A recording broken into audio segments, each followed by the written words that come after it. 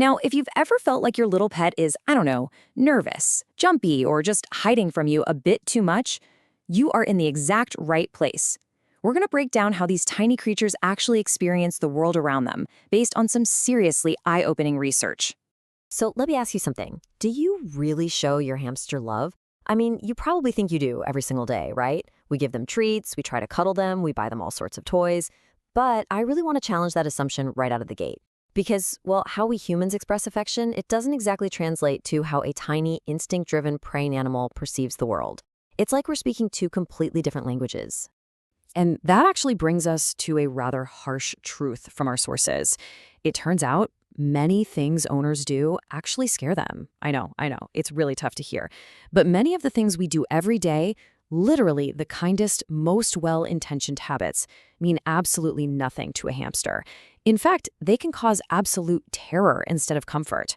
But hey, don't worry. The incredible news from the data is that fixing these misunderstandings takes less than a minute per habit. Once you adjust your approach, you'll absolutely see them stop hiding and start truly trusting you. Let's move to and see how this builds in Section 1, the hamster's hidden world, seeing through their senses. So there's actually a massive gap between what we expect and what they rely on. Think about it. We expect visual recognition. We walk up to the cage, smile, and wait for them to look back at us lovingly. But the reality? The research points out that hamsters have incredibly weak eyesight. They literally cannot see your face clearly even when you're right up close to the glass. Instead, they rely almost entirely on sound and smell. Because they can't see well, a loud voice or a giant shape suddenly appearing out of nowhere, well, to them, that feels like immediate, life-threatening danger. So that makes our very first habit super simple. Talk in a soft, slow, calm voice every single day. Every time you walk up to their cage, before you reach in, before you do anything else, just say a few quiet words. By using the exact same calm tone day after day, they start to recognize you. Over time, that specific sound pattern signals safety. It basically tells them, hey, it's just you, and not, yikes, something scary is coming. Believe it or not, that single, simple habit alone can turn a highly nervous hamster into a surprisingly calm one. Which brings us to the second habit, sniffing. It's essentially a hamster's version of a handshake. Because they understand the world primarily through smell, skipping this step and just reaching in to grab them is, well, terrifying. Think about it from their perspective. It feels like being snatched out of nowhere by an unknown giant. When two hamsters meet and want to show they trust each other, they sniff. We just have to honor that same biological rule. And all it takes to fix this is a simple 2-second pause. 2 seconds. Before you attempt to touch your hamster, just place your open hand inside the cage and let them come to you. Let them sniff your open fingers for just a few seconds. Once they sniff and visibly relax, that's your hamster saying, okay, I know it's you now. It completely, 100% changes how safe your touch feels to them from that moment forward. Moving right along to Section 2, rethinking their space. This is about being more than just a wheel.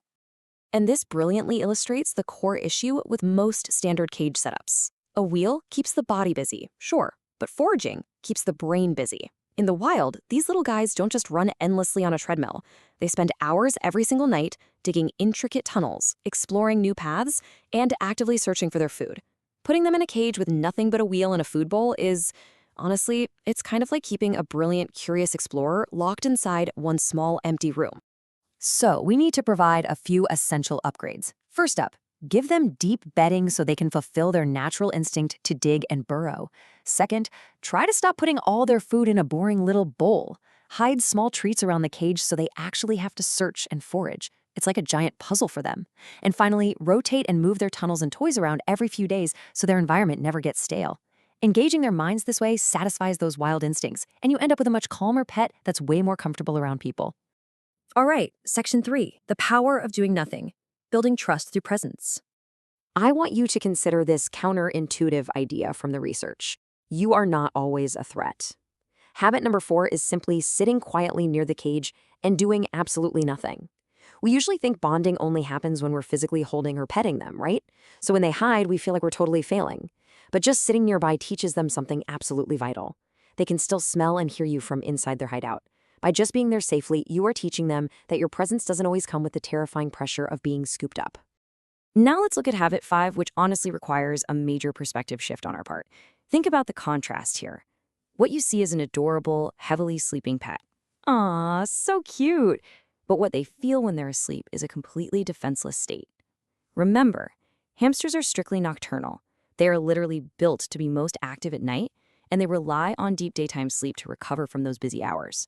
So the major takeaway here from our sources is to literally never wake up a sleeping hamster. If you walk by and they're all curled up, just let them be. If you startle them awake, especially out of a deep sleep, they might nip at you or act super grumpy. But you have to realize those aren't mean behaviors. That is a pure instinctual survival reaction to being yanked out of a defenseless state with zero warning. Respecting their sleep is definitely one of the easiest ways to build trust, simply by doing less. Which brings us to section 4, earning the ultimate trust: safe touch and handling. Now, what's really interesting about this slide is the actual mechanics of picking them up.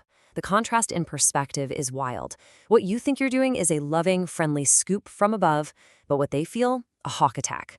Reaching down suddenly triggers a fear response that is literally built right into their DNA. As prey animals, they are hardwired to be terrified of anything swooping down on them from the sky. It's a total survival instinct. To bypass that predator fear, you want to use the cupped hands method. Start by placing both of your cupped hands flat on the floor of the cage, come in low and slow. Then, let your hamster choose to climb into your hands on their own rather than you grabbing them. Once they're in, gently lift them, keeping your hands close together. You really want them to feel safely enclosed, like they're sitting in a little bowl rather than exposed to the open air. Once they are comfortable in your hands, you can introduce petting. Using just 1 or 2 fingers, slowly stroke from the top of their head down their back, always following the natural direction of their fur. Keep it slow, keep it light. Never poke, pat, or playfully scratch them. I know we do that with dogs, but those actions feel super confusing and chaotic to a small animal. A steady, predictable stroke in one direction provides the exact kind of touch a nervous animal needs to finally relax. So the crucial point is, if you do this right, you'll notice something totally amazing. Your hamster will slow down, stay perfectly still, and maybe even close their eyes a little bit. I really want you to reframe how you see that. They aren't freezing out of fear. That stillness, that is the highest form of trust. It's your hamster finally feeling calm enough to do absolutely nothing in front of you. For a tiny prey animal, completely letting their guard down like that is the ultimate compliment. As we wrap up this explainer, I want you to remember the number 1. Adopting these 7 empathy-driven habits requires an investment of less than 1 minute of your time per interaction. Literally less than a minute. Less than a minute to pause, speak softly, let them sniff, and scoop them correctly.